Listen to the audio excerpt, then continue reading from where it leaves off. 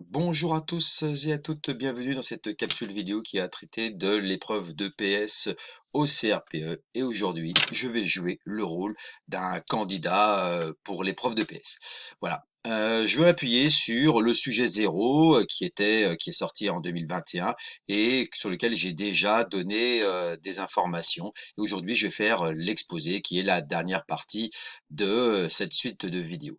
Alors, dans les vidéos précédentes, hein, j'avais fait une première vidéo sur l'analyse du sujet.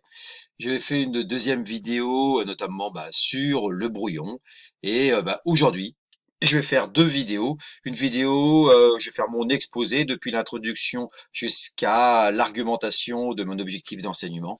Je ferai une deuxième vidéo pour que ce soit plus digeste pour vous, dans lequel je ferai ce coup-ci la situation d'apprentissage, l'argumentation de cette situation d'apprentissage, la démarche d'enseignement. J'irai jusqu'à la conclusion en essayant de tenir la contrainte de 15 minutes environ, qui est le délai imparti pour l'exposé. Donc, petit rappel, le sujet zéro, c'est celui-ci, un cycle 1, moyenne section de maternelle.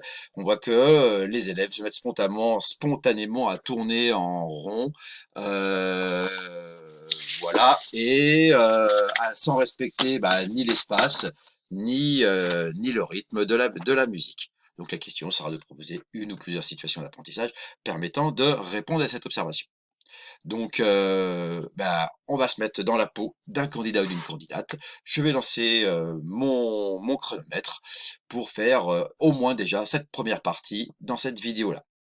Donc, j'ai pris mon téléphone portable pour me lancer. Donc, j'ai pris quelques notes. Donc, de temps en temps, vous allez voir, je vais baisser les yeux et je vais relever les yeux quand je vais essayer de regarder notamment le jury. Donc, écoutez, 3, 2, 1, c'est parti. On se lance. La danse est une APSA, une activité physique, mais notamment une activité artistique qui est très important d'être enseignée dès la maternelle. En effet, sa spécificité, c'est que c'est en même temps une activité qui est corporelle, physique et une activité qui est artistique. Elle est donc à cheval sur deux domaines, dont le but, c'est de réaliser une production corporelle en vue d'attirer le regard et de toucher le cœur, qui est l'un des 7 secrets de Monsieur Unisson dans les albums A faits par les éditions Revue EPS. Euh, cette activité est importante parce qu'elle est particulièrement propice au tissage interdisciplinaire et au projet, notamment tout ce qui est le parcours éducatif, artistique et culturel. Elle est aussi intéressante pour pouvoir aborder le socle commun de connaissances, de compétences et de culture. Ici, nous sommes en maternelle, il n'y a donc pas de socle commun, mais dans la prochaine mouture du socle commun qui est normalement prévue en 2025, comme l'avait déclaré Gabriel Attal en décembre 2024, il y a des chances que le socle commun intègre les maternelles, et donc il me semble important de pouvoir faire des liens aussi avec le socle commun. Donc le sujet posé porte sur des élèves de moyenne section de maternelle qui courent en rond sans prendre en compte la musique. Il me semble important de traiter ce problème observé au travers l'APSA danse de création, qui fait partie d'un objectif prioritaire, qui est communiqué avec les autres au travers des actions à visée expressive ou artistique. Et cet objectif prioritaire fait partie du domaine d'apprentissage qui est agir, s'exprimer, comprendre au travers les activités physiques, mais également aussi celui qui est concerné au travers les activités artistiques.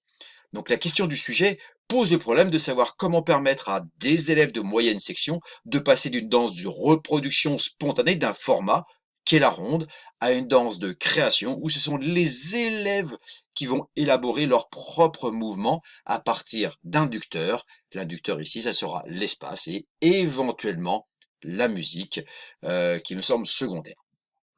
Afin de répondre à cette problématique, dans un premier temps, nous partirons de la description et de l'analyse des conduites des élèves afin de déterminer l'objectif d'apprentissage visé. Puis, dans un second temps, je vous présenterai ma situation d'apprentissage, une situation d'apprentissage évolutive au sein d'une leçon permettant d'opérationnaliser les objectifs que je vais citer précédemment. Enfin, je vous exposerai ma démarche d'enseignement et notamment mes interventions auprès des élèves en tant que professeur des écoles.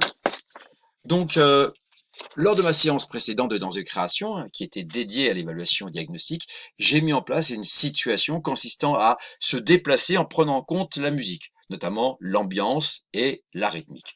Lors de l'observation de ma classe de moyenne section maternelle, j'ai pu remarquer que, sur le plan de l'espace, les élèves tournent en rond à la périphérie de la salle de motricité. Ils se suivent les uns les autres.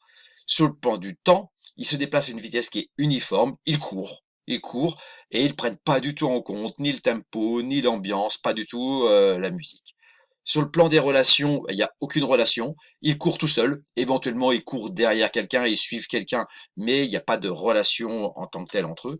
Sur le plan de l'énergie, il n'y a aucune variation de l'état du corps.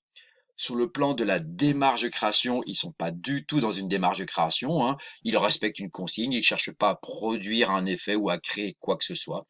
Et sur le plan de la communication, ils se déplacent pour eux, ils ne cherchent pas à communiquer. Nous voyons donc un petit peu cette description de l'état initial des élèves. Je pense que nous pouvons supposer que les élèves sont au début de l'étape fonctionnelle, car ils découvrent ce que c'est que la danse de création et ils reproduisent ce qu'ils ont appris en ronde, hein, ils reproduisent parce que ils n'ont pas compris la fonction de la danse. Je pense que les élèves cherchent juste à faire ce que le professeur des écoles, ils ne cherchent pas à danser, ils cherchent à respecter une consigne. Ainsi, on peut supposer que les élèves ne savent pas ce qu'il faut faire, ils n'ont pas de notion de création, pas de notion de danse, et ils ne savent pas comment il faut faire, hein, qu'il faudrait éventuellement s'organiser dans l'espace, qu'il faudrait s'organiser par rapport à la musique, hein. Voilà, pour l'instant, ils n'ont pas encore compris, ils cherchent pas à être efficaces, ils cherchent à faire.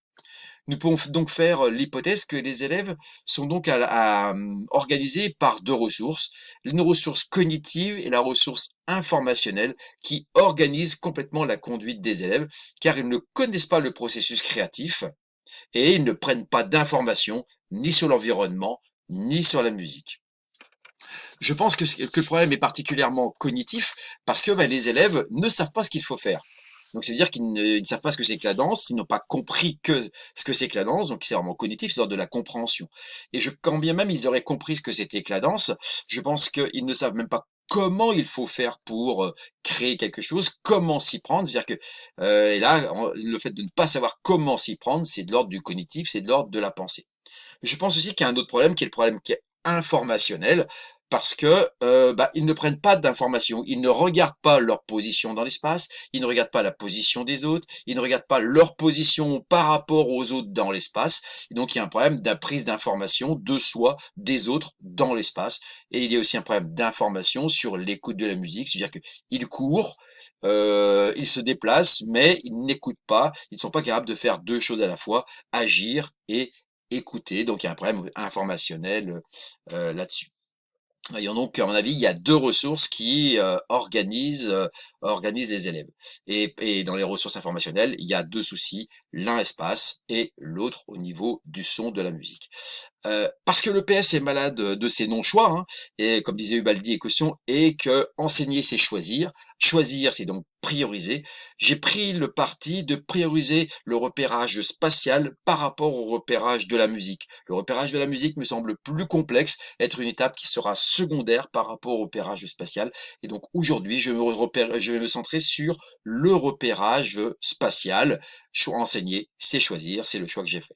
Si la problématique de l'élève, elle est cognitive et informationnelle, alors notre objectif d'apprentissage, ça sera que les élèves apprennent à créer des déplacements en prenant en compte des informations sur soi, sur les autres, en lien avec l'espace et éventuellement, en fonction de leur évolution, en étant attentif à la musique.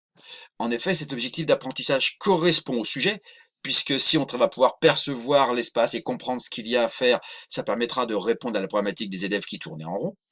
Ça répond aux attendus de fin de cycle de l'EPS qui sont présentés dans le sujet, mais ce sera aussi l'occasion de faire du tissage avec d'autres enseignements, notamment dans la séance, quand je vais utiliser des termes qui est autant que, plus que, moins que. On va donc rentrer dans l'enrichissement lexical et la notion de plus que, autant que, moins que va rentrer dans la notion de quantité, de comparaison de quantité, ce qui va permettre aussi de travailler la construction du nombre. Cet objectif s'appuie également sur la didactique de la danse, puisqu'on va faire rentrer les élèves dans un processus créatif, puisqu'on va leur demander de trouver des solutions à partir d'une contrainte. Donc on est sur l'étape d'exploration du processus créatif. On va aussi s'appuyer sur un inducteur qui est l'un des moyens de faire créer les élèves. Et on va se référer à un paramètre du mouvement, le paramètre de l'espace, hein. On aurait pu en prendre d'autres, hein, le temps, l'espace, l'énergie, la relation et le corps. Et ici, on va en travailler un seul, la notion d'espace. On s'appuie donc sur des éléments des didactiques de la danse. Cet objectif correspond aussi aux besoins des élèves. Tout d'abord parce qu'on va s'appuyer sur le curriculum conatif, c'est-à-dire qu'on va respecter les mobiles d'agir des élèves, on s'appuie de là où ils en sont. On va essayer de répondre à des problématiques de ressources organisationnelles. J'ai dit qu'il y avait 2 ressources qui organisaient, qui est les ressources informationnelles et cognitives, et donc on va essayer de travailler sur ces 2 ressources-là. On respecte aussi, on va dire, ce dont les élèves sont capables de faire, puisqu'en jouant sur l'espace, on va matérialiser l'espace, et en matérialisant l'espace, on sait très bien que les élèves ont besoin de quelque chose de concret en maternelle pour pouvoir réfléchir, de la matérialisation pour pouvoir conceptualiser. Et donc la notion d'espace, c'est le paramètre du mouvement qui nous paraît le plus propice pour pouvoir faire réfléchir les élèves. Enfin, bah, on ne va pas travailler la relation. On sait que les élèves, au regard des étapes de développement d'Henri Vallon, sans une phase centripète, et donc la relation n'est pas ce qu'il y a prioritaire pour l'instant. Donc, bah, cet objectif d'enseignement va pouvoir s'opérationnaliser au travers la leçon, hein, et une situation d'apprentissage qui est évolutive que je vais mettre en place, décrire et donc désormais justifier. Pause. Voilà. J'étais un peu long. J'étais un petit peu long, mais je pense qu'on pourrait réduire un petit peu. Je vais m'arrêter là sur cette vidéo. Petite pause. Et dans la prochaine vidéo, je vous fais l'exposé de la situation, de ma démarche d'enseignement, jusqu'à la conclusion. Voilà. Écoutez, je vous dis à tout à l'heure.